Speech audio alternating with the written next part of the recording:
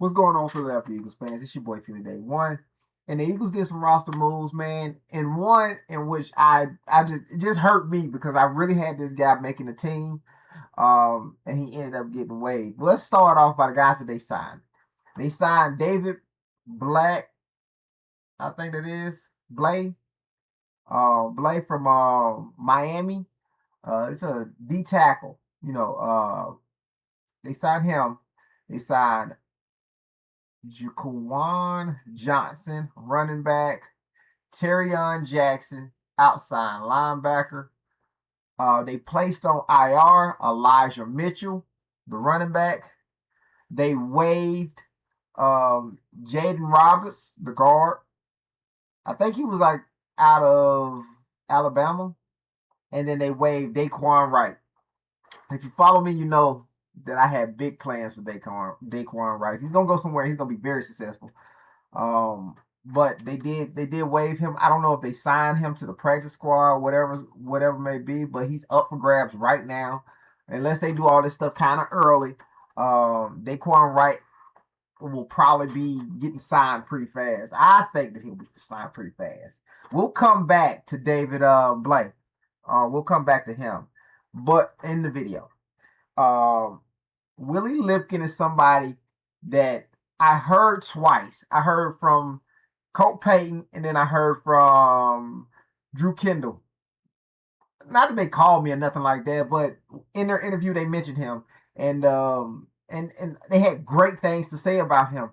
Now Nick Sirianni joins that group of people with something great to say about Willie Lipkin, which makes me very, very excited for the future that we have on the offensive line, especially at center. While we're gonna get back to center. But might as well say it now. Cam Jurgens came back. He came back, and exactly what I was telling y'all in the last video is what happened, and the reason for why he was going to the tents, the medical room, and he walked inside. You'll find out that in the video, so stay tuned.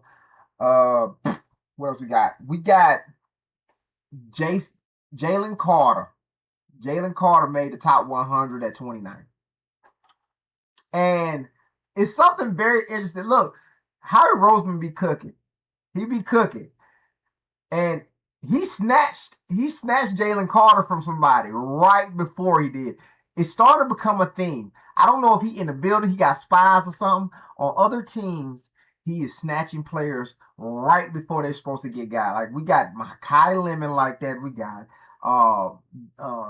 Devontae Smith like that. We got, was it Q? I think it was Q that we got like that too. But he's making it a habit to snatch people right before their teams pick them. We have Eli Stowers sighting. He was going up against the first team defense. Eli Stowers was working with the second team offense, and Eli Stowers got in the end zone, y'all. Good news. A little life shown from Eli Stowers. Also, Josh Wiu, the guy we got out of the international portal, the player transfer portal or whatever it is, the international thing. He's been looking really good in 2-on-2s. Been looking really good. People are noticing him on 2-on-2s. He's very athletic, which we thought so. They don't make it to this point not being super athletic.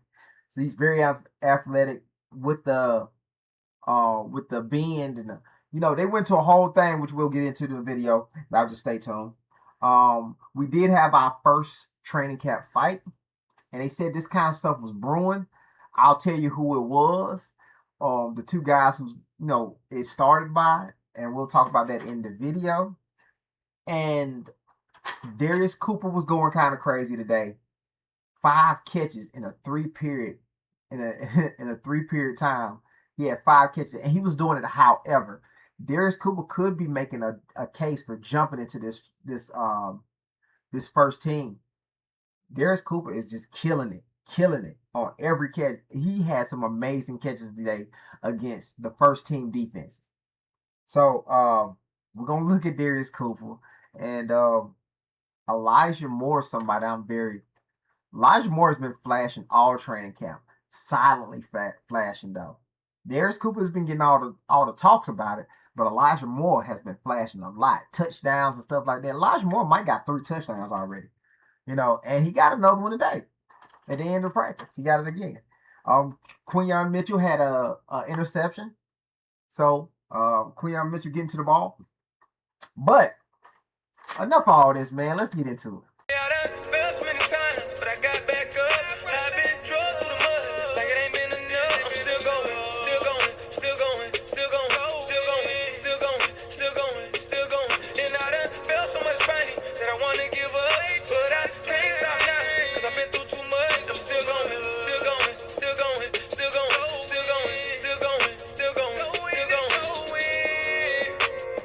David Blank, 6'4", 305-pound Miami D tackle. It has been signed by the Philadelphia Eagles. This could be a very big pickup because I do not think the Vanilla Gorilla has what it takes to be even a Byron Young. Byron Young plays very well for us when he plays. You don't feel comfortable putting in the Vanilla Gorilla. Yeah, I just don't. And this guy seems like he got a little juice. You give him some competition for him to make the team, and he probably could push Ty Robinson out with how he plays. So we're gonna take a look at it.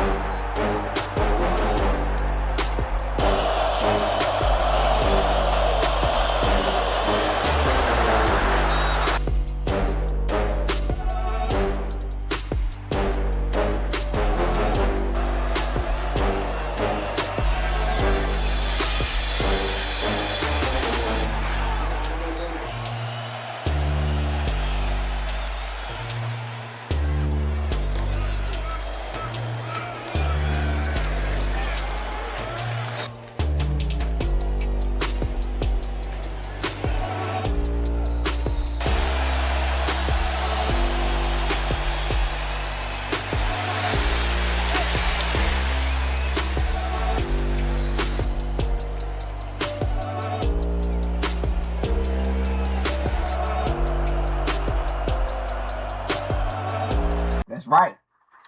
Man, look, that film looks good. Looks real good. Ty Robinson film looked good, in my opinion. But we got to get him out here to see what he can do. He's got preseason to show. He don't have a lot of training camp, but he's got preseason. We got a lot of guys injured, man. A lot of guys injured. JC made it at 29 on the NFL Top 100.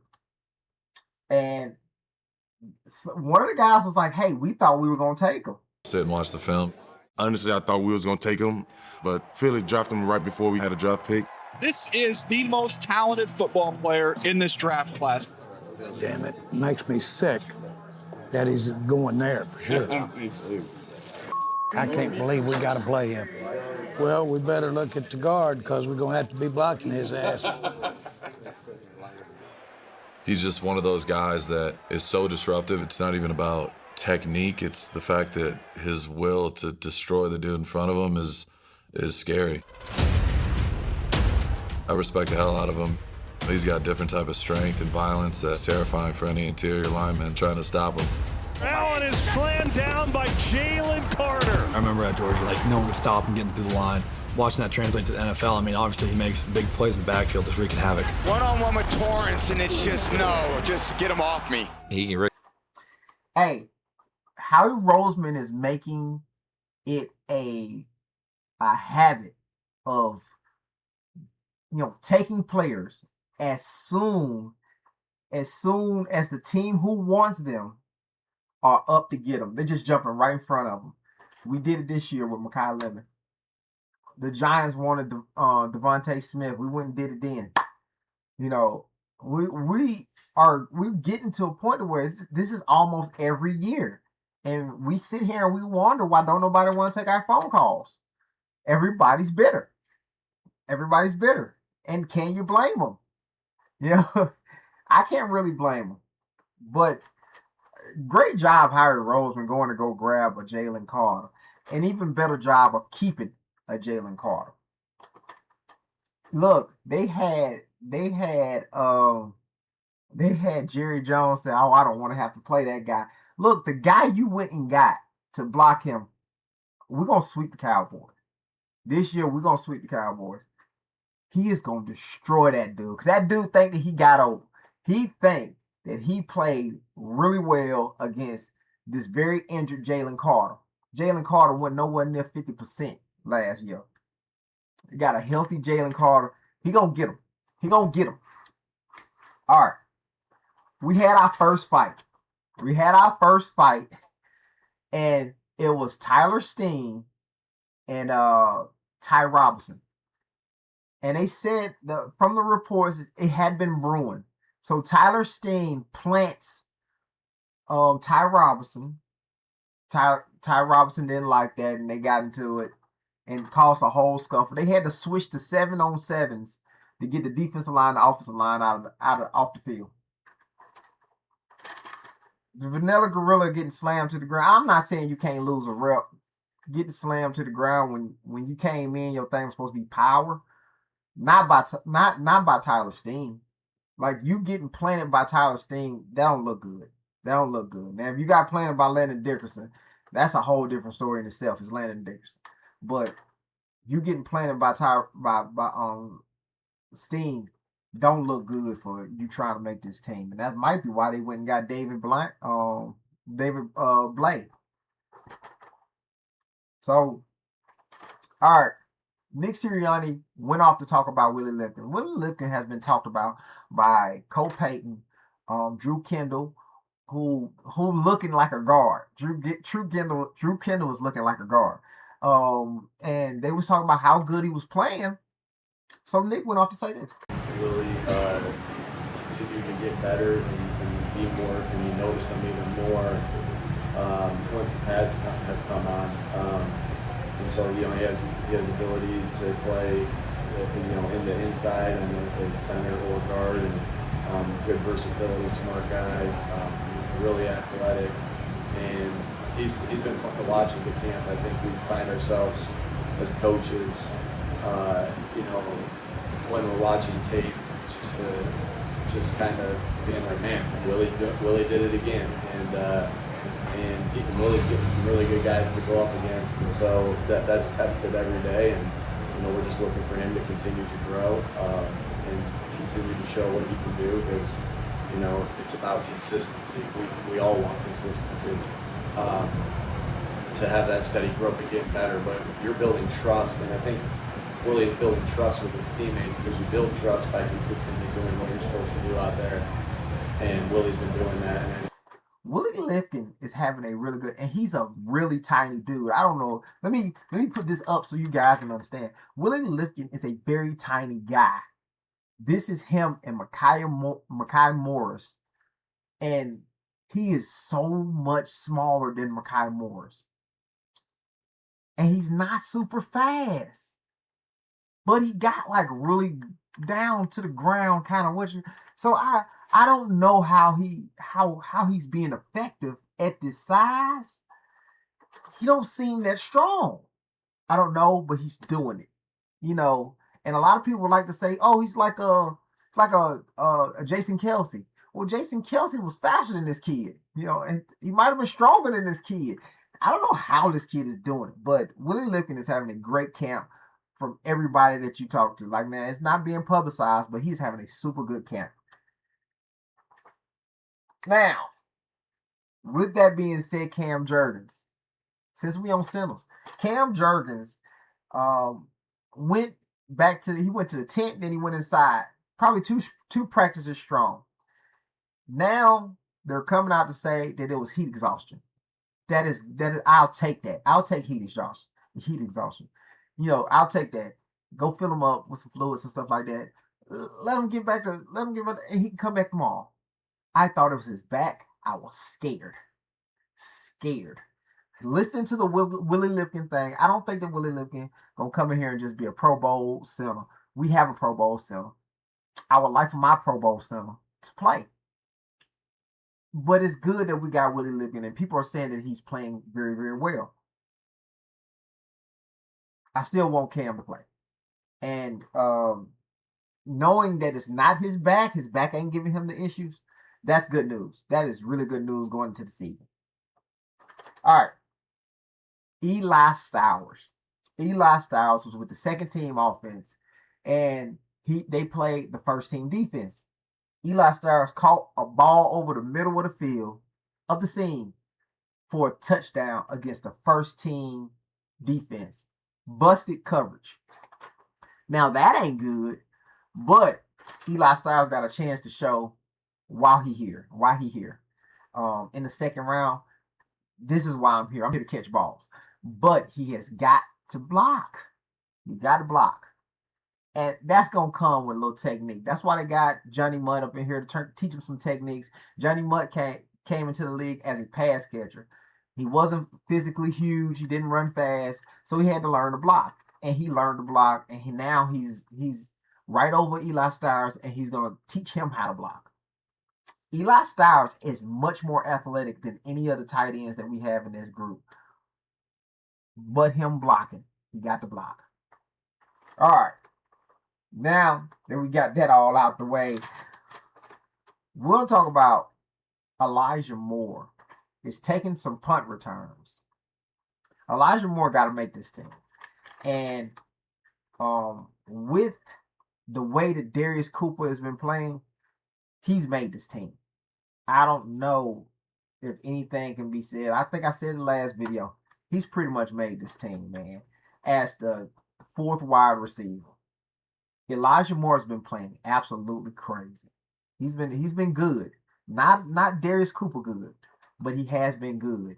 He's had a nice bit of touchdowns up the middle. So he's been playing well. Darius Cooper has just been getting all the camera shine. So, he has to do something else. Punt returns, kick returns will most definitely help him make this team.